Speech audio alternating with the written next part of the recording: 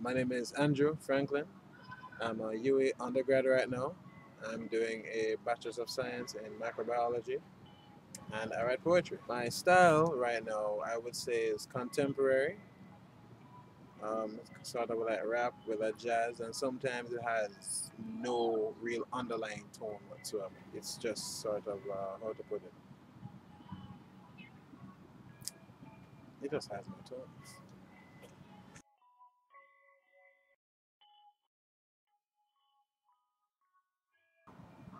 Um, I wasn't so much inspired as I just started writing, and I found certain things coming out of my pen, so to speak. I started when I was around 13, actually. You know, with the usual rudimentary rhymes, and then I got better at it. I started writing about my own feelings. I wrote about my girlfriend breaking up with me. I wrote about the typical things of a teenager, and then I got more mature in it. I began to write more visual, more more stories, and weaving them into poem form. So my inspiration, though, for now, like what I would say has inspired me, or at least influenced me, I should say, is other writers and the changing events, and of course my mentors, who have always given me guidance as to where I can improve. Right. So, how long does it take for you to get to a final draft of your poetry? Final draft. I have no set time.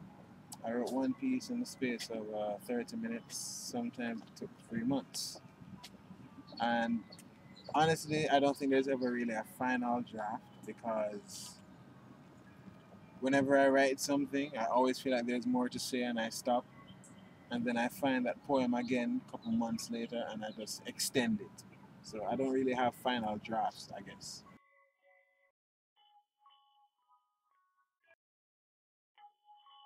No, it's not hard to memorize them because the truth is, I rarely ever write them. Usually I start them in my head.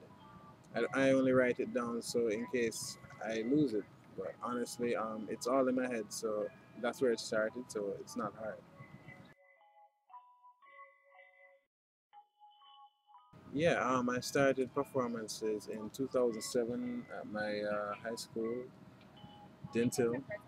Yeah, started there. I wrote a piece. It was for graduation, but the VP at the time wanted me to do it for the whole school at devotion one day. So they gave me a microphone, and since then, I went over to TVJ.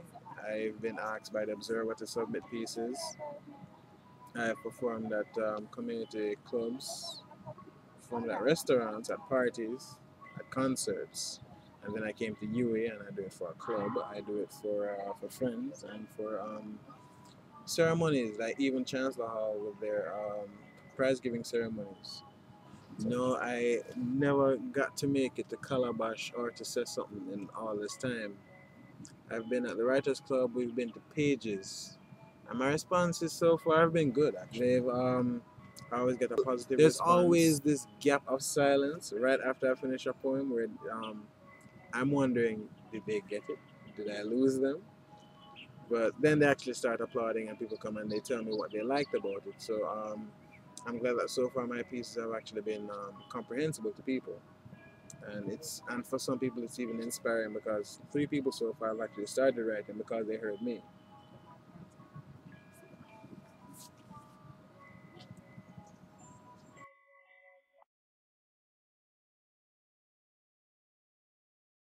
Well, I wrote this piece on my first day as a member of Writer Circle. Back then it was creative writers. Um, so they gave us like 50 words and they told us take 1 word, 3 words, or every word off the board and write a piece, whether a poem or a story. And the word that stuck out to me was scheme.